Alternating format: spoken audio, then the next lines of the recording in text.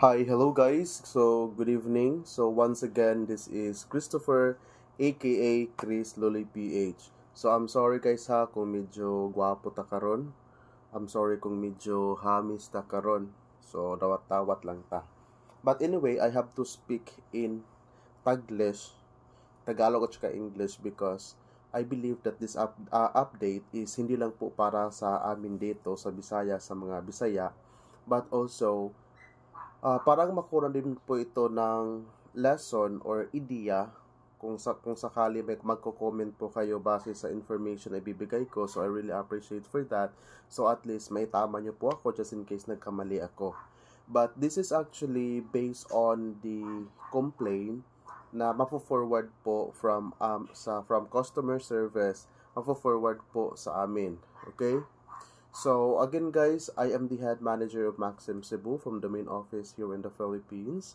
So, just in case guys, baguhan pa po kayo sa Facebook page ko na ito. So, and if you want to receive updates, so please follow or pakishare na lang po guys because majority of my contents from Monday to Friday are all related sa trabaho ko. And for weekends, since day off ko niyan is related po sa personal na buhay ko, like sa mga racket-racket, extra na pagkakakitaan. So, yun po yung ginagawa ko. So, ang paksang tatalakayin po natin ngayon guys is tungkol po sa mga complaint na kulang yung sukli, yung sometimes complaint nila is after how many hours or sometimes after kinabukasan na magko-complain na sobra daw yung nabigyan nila na pera, imbes 100, naging 1,000 yung nabigyan nila na pera, 500 daw yung nabigyan nila na pera, imbes 50 lang. So, yun yung mga complaints na gusto talaga naming bigyan ng action, but then, we could not validate kung sino yung nagsasabi ng tama, yung mga ganon, no? So, again, magbibigay po ako sa inyo ngayon ng, mga examples. So, number one po guys, dalawa lang po yung ibibigay ko na example ha. Yung nabigay daw nila na pera is 100. Nabigay daw nila na pera is 1,000 instead of 100. Yung pangalawang example na bibigay ko is yung mga walang barya, walang mga sukli, yung mga yung mga ganyan-ganyan. 'Di ba?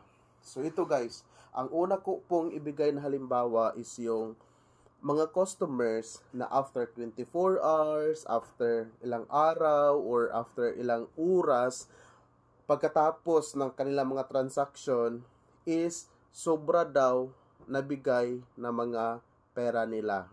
So guys, napakahirap po yan sa amin, not unless is aminin ni driver or not unless meron pong video itong complainant. So, isang halimbawa dito is may isang customer, nagpapadeliver siya.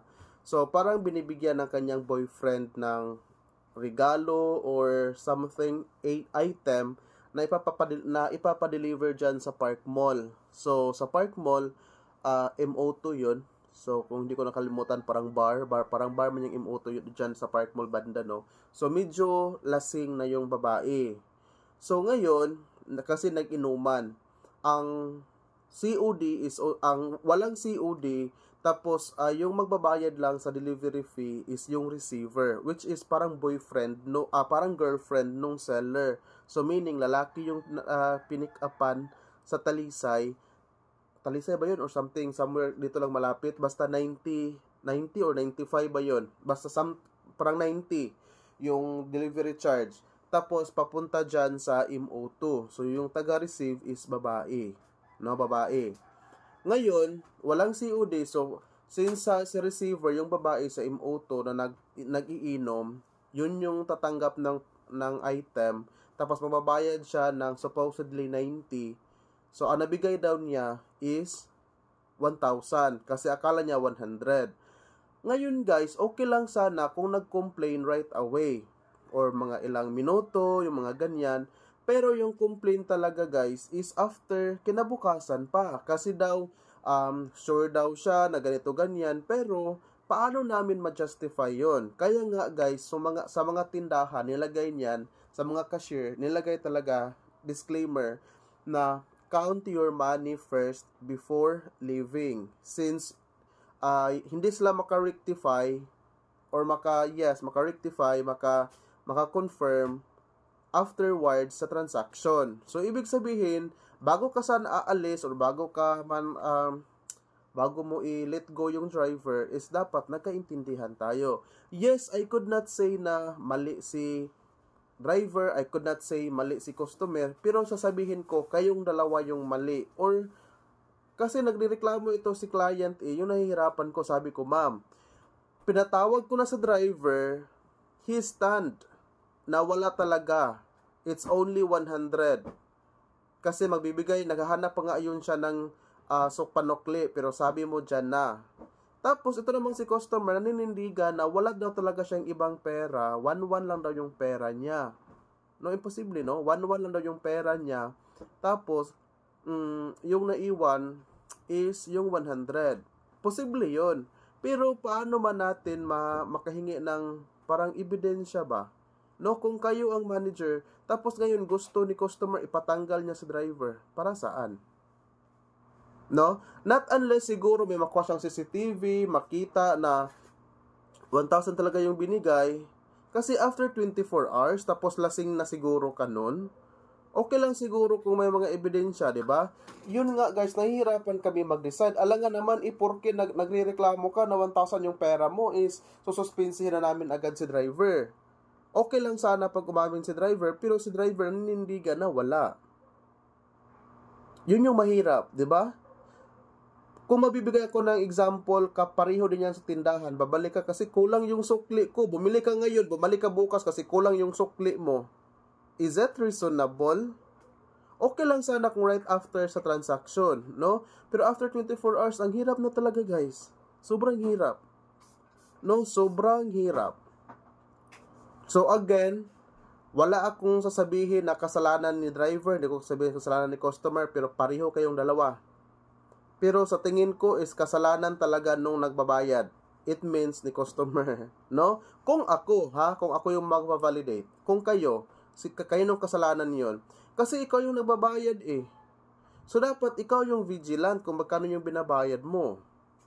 So ngayon, naintindihan ko na binigay mo yung sukli kasi akala mo 100 or totoong akala mo ba 100 or ganito ganyan. Kasi pwede mo man gawing reason na yung pera mo, dalawang papel lang, 1,000 at saka 1,1, pero paano namin ma-justify yon? Diba? Wala. So, kahit saan ka siguro magsumbong, parang tabla mong duha. Kadi man po, kung di gud mo stand si driver anak, kung wakay evidence, so wak man kita, di man kita kagukod anak, day. So, mauna akong tambag ni mo, day, pag-amping, day. Kung mag-inom ang kita, day, ibutang to tong buot, day, nga dapat, dili ta malipat, no? Ibutang gid sa mong utok, day. Mag-amping gid ta, day, labi na babaeng buhat, day, no? Ana. So, malipay man sa mga complaint. Bakit? Yung mga complaint kasi ninyo, yan yung mga dahilan, mga steps, mga hakbang, mga paraan na ma-improve yung service namin. So ngayon, I understand, nako-complain ka, pero kulang yung mga justification mo. We could not rectify nun. Diba? Yun yung tandaan natin na pag bibili tayo, before leaving the counter or before leaving the store, we need to count yung panukli nila, kung tama or kulang. So, muna siya dapat tong buhaton. So, magbantay kita, day. And that is number 1. Kasi sabi ko sa inyo, there are 2. So, number 2, yes, guys, I could not deny na may mga drivers talaga na yung modus nila, isasabihin nilang walang panukli, pero hindi talaga lahat. Okay? May mga modus talaga ng mga driver na sasabihin nila na wala silang panukli. Pero, ang totoo, meron. Pero hindi talaga lahat. Hindi ko i-generalize. No? Comment yung natamaan dyan. Pero guys hindi ko talaga i-generalize guys. Kasi yes, it really happened. Kapareho nga ng mga chicks boy. Na yung mga chicks boy good. Pero dili tanang boy, chicks boy. Diba? Di po tanang girl nga mga bigaon ba on sa mga kwandra. Dili po no tanan. So we could not generalize good sa tanang panahon. So karon ang sa akin lang, yung isa ka pinakahalimbawa ko dito, kung talagang gusto mong walang hassle, dapat yung pera mo nag-fit. I understand na customer ka and karapatan ng mga driver na maghanap ng barya. Yes, totoo. Pero kung gusto mong tulungan na kayong dalawa mapadali yung transaction, kung ako sa iyo, maghanda ka ng pera na kasya lang sa pangbayad mo. Pero hindi kasi yan natin maiwasan. Pwede mong sabihin, sir, wala na taga akong pera as a customer. Pero yung pera mo 1,000, yung delivery charge mo is 50 lang. Siguro kung ako masapak ko yan sa ulo mo, joke lang. Oo nga guys, nakaka-high blood naman. Dapat maghanap ka rin ng paraan, no? Dapat makukuha niyan is not less than 10% sa pera mo. Pero 1,000 yung pera mo, yung is 40 lang something, 50 something. So, ang hirap naman guys. So, dapat, kung gusto mo mapadali yung transaction, tulungan mo yung sarili mo or tulungan mo yung driver. So, irason mo na wala ka talaga ibang pera, pwede din po yan mangyayari sa driver, na si driver wala po talagang ibang pera. Ako guys is meron kaming shop dati, computer shop, may tindahan kami. Kahit gaano namin kadaming mga barya, kasi every 15 days is kinukuha namin yung hulog-hulog na piso 5G sa computer shop namin, and ginawa naming panukli sa tindahan namin. And talagang nauubusan kami ng barya, sinsilyo. How much more yung mga driver, no? So, kung gusto mo po talaga na hindi ka mahahassle, kung magkano yung mo, dapat magpe-prepare ka na habang coming pa yung driver. Kung gusto mo talaga na walang hassle isaksak mo ito sa utak mo, hindi sa baga. No, isaksak mo sa utak mo, hindi sa baga mo, no? Kung gusto mong mapadali while waiting sa driver of kung may barya ka, ihanda mo na. Para pagkatapos, pagdating ni driver, pagbigay ng item, kung delivery, okay, go, bigay, and everything is good. Ang problema kasi sa atin is natay mga batasan nga pasayon. Natay mga batasan nga isipan. One customer also, pumunta talaga sa office. I really appreciate the effort. Ma'am, I know na nag-follow ka po sa akin kasi nung una is nakapag-comment ka, pero please, I don't want to mention your name, pero please, yung ugali mo, hindi ko talaga nagustuhan. Alam mo namang no parking dyan sa kulon. No? Sa kulon. 5 pesos lang. Oo, sukli is karapatan talaga ng customer na kunin yun.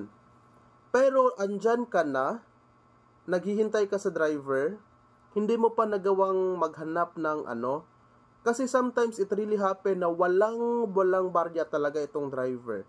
Kinakausap ka ng driver na na isend lang niya sa GCash kung parehong number ba yung ginamit mo sa app kasi isi-send niya. Hindi. Kinancel mo pa yung order. See? Can we try to imagine or can we try to put ourselves in the shoe sa mga driver? Parang baliktarin natin yung sitwasyon ba? Kung ikaw si driver, oo, may mga modus na ganun. Pero wag mo namang i-generalize yung lahat, 'di ba? Tulad ng boyfriend mo dati, sinasaktan ka. Pangalawang boyfriend mo, sinasaktan ka. Pangatlong boyfriend mo, pinapasarapan ka na siguro. Yung mga ganun ba? Yung mga logic, hindi natin pwedeng posible man siyang mangyari pero hindi naman siguro. Si Juan is never naging si Pedro. Si Pedro never naging si Juan. Yung mga ganun ba? Dapat kung pareho lang sana tayo ng mindset na walay isipan, sud man magtagalog ug Bisayon, walay isipan, walay kwentador.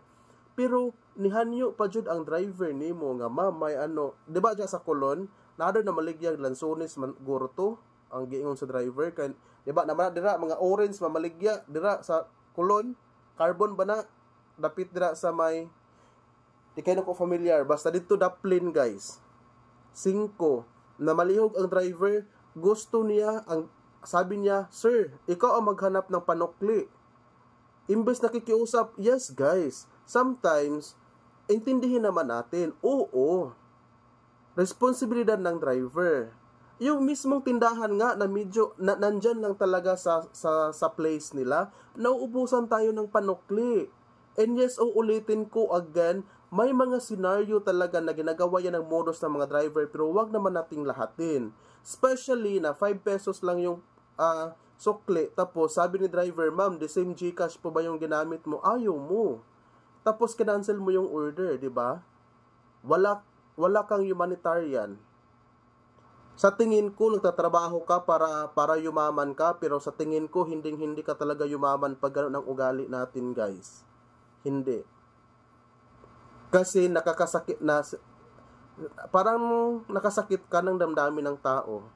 Hindi mo inakala yung hirap ng ginawa ng mga driver. No? Tapos pumunta ka pa sa office na ipaterminate mo yung driver. Huy, nabigla ako. Anong klaseng utak na meron ka? Anong klaseng damdamin na meron ka? Parang hindi ka Pinoy. Pinay rather. Kasi babae ka. Tapos, grabe. Pumunta ka sa office kasi ipaterminate mo.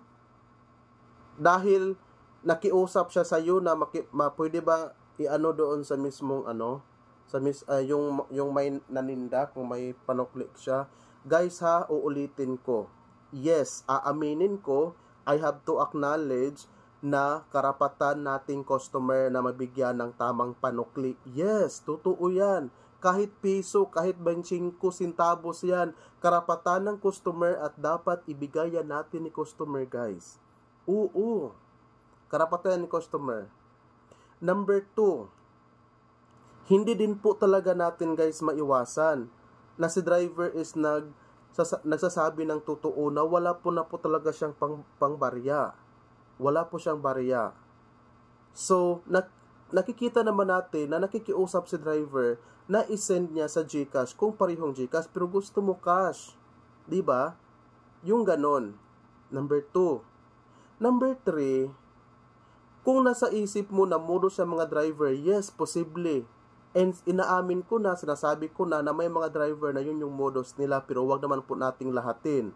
Considering na si driver nakikiusap sa iyo na pwede ba niyang isend sa GCash, and nung in-interview kita sa office, may GCash ka pero gusto mo cash. Hala, naguguluhan ako, day. Kung kapatid kita, sinampal na talaga kita sa office. Kasi ayoko na yung mga kapatid ko, ganun yung pag-uugali, pakikitungo nila sa ibang tao. Ayoko nang ganun. No? Ayoko nang ganun.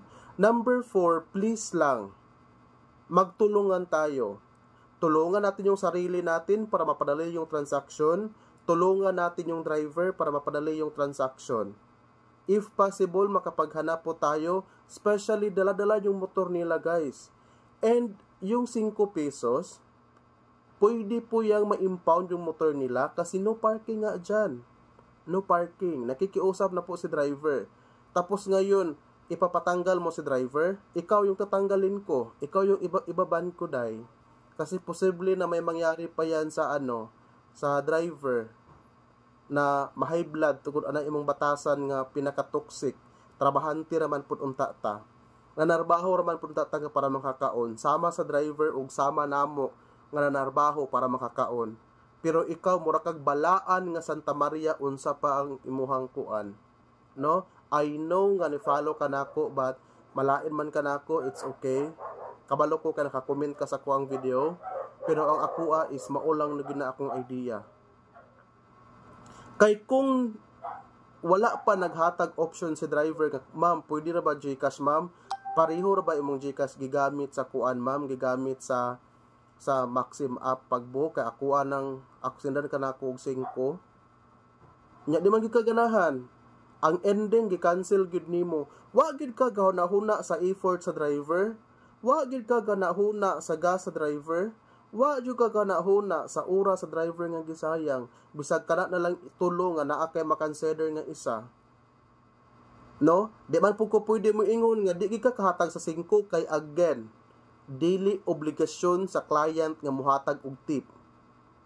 Number 2, daily obligasyon sa client nga mo'y mangitag sukli. Pero if magtinabangay ta, it's really appreciated. Wala gyud problema kung magtinabangay ta. Okay? Number 3, naa naman yung kay GCash during pag-interview nako nimo sa office kay ipa-terminate nimo ang driver, pwede ko mo terminate sa driver. Pwede lang ikaw akong iban kay imong batasan pang squaa. Kay ang tinuuray lang karon diri sa kalibutan, no, especially Philippines, kung kinsa patong looy maoy hilas. Nga maoy taas kayog standard nga murag mo 99.9.9. Nga 1% ra gyud ang dili kuan murag sobra pagkabalaan, murapas pagid ka sa purgatorio ang imong kamaayo pagkabalaan, which is dili unta ta maingon ana. Ako no wala man ko nagpadako sa ulo sa akong mga driver. Wa pod ko nagtolerate sa mga client. Ang ako alang gyud nga dili masabtan nga nihanyo gyud si driver kay wa jud siya jamo. Wa jud jamo. Siya 5 pesos, guys. Unya nihanyo siya nga i-GCash. Di man niya pangayon imong 5. Wala lang gyud siya 5 kay yes, it really happens. Moingon ta nga responsibilidad na sa driver nga mangita mog sensilyo. Yes, posible and possible jud na nga mahutdan tag sensilyo. Di gid na nato ma-deny. Kinsa may driver diri nga sa mong inter kinabuhi wa jud kan hutag sensilyo. Kay ako guys, bisag nami computer shop sa una, inighabwa na mo sa computer shop, ibutang na mo sa mong tindahan, naagi time nga mahutdan gid mig sensilyo. Nga magbalamig dungko-dunggo sa mga kuan. No? Inana ba? Which is di gid na siya insakto. Pero it really happened gyud. Di gid na nato ma-deny. Sige tag balik-balik ana para makasinabot ta. No? So mao ra gid na ang ako. Ang ako ba? Makasala ang tawo, gumikan sa tawo. Unya, ma'am, ipatanggal nimong driver, ma'am, like ipa-terminate gid mo ang driver tungod ana nga napangitabo. Makatulog ra ka? Makakaon ra pud ka, makatulong ra pud ka sa imong pagkaon, ma'am, nga gusto nimo ipahitabo na nimo sa driver. Pero I said, ako siyang giprangkahan, ma'am, walay pwede maband ani nga sitwasyon. Nasuko jud siya. Pero pwede naman ta ako mangilad, no, nga akong ingnon nga sige ma'am, akong iban si driver, pero lain man pod. Lain man pod.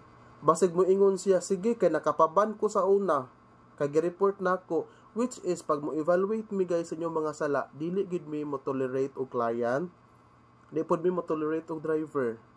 Kay usbo nako, wa jud mi mabuhat kung puro driver ang naa namo. Wa pod mi mabuhat kung puro client ang naa namo. Ang ako lang gid unta sinabtanay. Especially pariharata nga nanginahanglan na narbaho para mo sustain sa magamit mo para mabuhi ta. Para natin magamit sa pang-adlaw-adlaw nga pagpanginabuhi. Pero ang kaning uban gusto mo yatak sa rights sa ilahang individual. Yes, we have an individual rights, pero dili po nato pasobraan. Ato gyud hunahon nga ibutang pod nato sa tama og equal nga pamaagi. No? So again, akong usbon, I hope kung i-bash man ko ninyo ani nga kani nga content, pero muhanyo sa ko. Huna-hunaa sad pod ang sitwasyon. Pwede nimo mastorya kung negative ang imuhang comment karon. Pwede ko makahangyo sa imuha nga ibutang sa sitwasyon, what if kung ikaw si driver? What if kung ikaw si driver? Not unless siguro disclaimer. Not unless lang yun siguro nga naay gibutang sa client didto nga ang iyahang kwarta is mauni 1,000. Unya ang suklian, ang iyahang DF mao ni mauna, please prepare sinsiyo. Pwede ra gyud makapangitag sinsiyo si driver. Pero considering walay gibutang ana unya sa tinud-anay as per driver is sir, wa gid ko na batasan ang ingon ana sir. Nagkataon ra gyud nga nahutdan ko og kanang sinsiyo, wa gyud yamo. And as per checking sa account sa driver, wa gyud siya existing violation since then. So meaning tarong si driver. Kung naka-encounter ma'am si ma'am ato nga na mga modus sa client nga himuon nilag modus para dili masuklian, yes, di gid ko miingog wala na jud na siya. Kay before ko na manager sa Maxim, I'm also using another ride-hailing company, another delivery company. Sometimes di na pud gani kumukuha kay pobre biya tayo. Kita mga pobre kay mga hilason biya ta, maupay kusog muhatag og tip. Pero kato na kwarta-kwartahan na nga murag alanganin sa pagkadato, mga grabe kaayo grabe no. Pero dili man na ato na ma-question guys kay mao lagi customer ta, right yun nato bisag unsa ka gamay. Again, how sa mo comment dira, Sir Chris, gada ko lang na imong ulo. Isukli gina. Wa gi ko gaingon nga ang sukli dili ipanukli. Na isukli gina nato. No? Isukli gina. Pero di gid ta makaingon sa tanang panahon nga mahitabo gid nga nakay panukli, naa gyud usahay nga makuanan ta. No? Naa gyud usahay. Like kung power bank, akong power bank is 1399. Meaning, muhatag sila 1/4 sukliag piso. Musukla yung piso. Pero usahay, huwag mag piso, sir. Huwag mag piso, ani sir, oy. Ano ba? So, muna kong giingon, guys, I hope magsinabta na ita. Hinuon si ma'am, mura man siya wala ka-relate po sa sitwasyon, oy. Wag siguro to siya kasuway paninda. Wag siguro to kasuway siya pang cashier ba?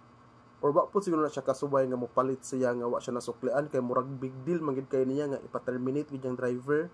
Ana ba, no? So I hope magtinabang ita. So ang ato aman good ka ato mga kapwa Pilipino, kapwa Pinoy, mura pud ato ang ipabutang sa mga alanganin, no? Mura pud ato ipabutang dito sa ipalubong murag something unsa atong batasan, no? May untag parehatag mindset tanan kay wa ra gyud tay problema ang Pilipinas, pero di man gid nato malikayan. Kaya akong giingon, lahi ang personalidad or batasan ni Pedro, lahi pud ang kahuwan, di gid na sila magpareho. Maunang di ko ganahan nga i-compare ko kay ako man ni. Dili man ko pwede mahimong Piolo. Di man ko pwede mahimong Coco Martin. Lahi sadto sila nga personalidad, lahi nga persona. No, lahi. Sa maunang di ko ganahan i-compare ko. Maunang ang ako lang unta, if ever makasinabot ta, kahibaw ta muna sa sitwasyon, ang kalaay lang gyud ang kabati dira kay kita usahay self-centered ta. Ato alang kaupulingon ang atong ginahuna. Wala tay mga what if in life. Kay kung kahibaw pa ka mobutang sa sitwasyon, sa imong sitwasyon karon o sa sitwasyon sa driver, maka dili gid ka mo agtog office nga magpa-terminate og driver. No? Inana ba? So ako na malipay gyud kaayo miha nga makadawat mig feedback, especially kanang feedback nga din gyud nimo lubagon ang dunggan kung pwede pa lang sa mga drivers, o napoy mga feedback nga need good nimo kung pwede pa nimo lubagon ang mga dunggan sa mga customer. Inana, wala gyud perfect sa tanan, guys. So dili gyud ko mo generalize. I am not into generalizing people sa ilang mga gipangbuhat. Kay again, lahi-lahi tag batasan, lahi-lahi tag kinaiya, lahi-lahi tag personalidad. Maunang sa mga ginikanan dira, kung naamoy 5 ka anak, mag-expect good pud kag 5 kabatasan, 5 kalain-laing kinaiya diha sa imong mga anak. So how much more kita nantanta sa company nga dako kay kumpanya nga you are not just handling hundreds, but you are handling thousands, no? So usahay maingon ko kung ako gid ning tubayan niya akong mga kurimaw uban nga mga customer, mga kurimaw nga uban nga mga driver, daw matililing gid pud siguro ta. Pero ang amua is adjustment, adaptation, kay mao man na diha man may gibutang nga field. Ang ako lang gyud nga pag-ampo, ang ako ang pangaliya, ang ako ang gihanyo is magsinabtanay. Dili ta magbatasan nga squaa. Makaya gid nimo maadto kag office. Unsay mong tuyo, ma'am? Ako ning ipa-terminate gyud kadi pwede dili, ha? Dili pwede mingon lang kag akong nako i-complain ka ag lesson kay para dili sakit in-evaluate namo nga pareha man mo day mga sad-an. Diyos ko. Mauwaw sad tano. Nanaputi bag una tog office kay magpa-terminate na pod siya og driver pero wala ko ato nga time regarding cancellation. So if you want to know more about our contents, please share, like, and follow. Mention your friend para ma-update mo sa kuang next vlog. By tomorrow, I will be uploading another video related ang mga cancel. Thank you guys og amping kanunay. This is Chris Luloy. Bye for now. Amping og ingat. Babush!